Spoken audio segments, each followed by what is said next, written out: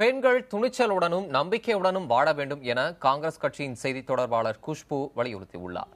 தந்தை பெரியாரின் பிறந்த நாளை ஒட்டி திராவிடர் கழகத்தின் சார்பில் சென்னையில் நடைபெற்ற கருத்தரங்கில் கலந்து கொண்டு பேசிய அவர், பெண்கள் சுதந்திரமாக செயல்பட இன்றும் தடைகள் இருப்பதாக தெரிவித்தார். மதம் மனிதனை மிருகமாக்கும், ஜாதி மனிதனை சாக்கடையாக்கும்.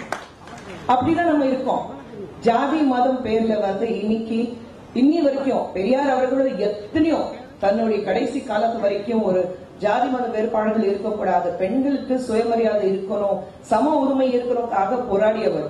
ஆனா இன்னைய வரைக்கும் பாத்தீங்கன்னா ஒரு ரெக்ரெசிவ் மூட்ல தான் நம்ம எல்லாரும் போயிட்டு இருக்கோம்.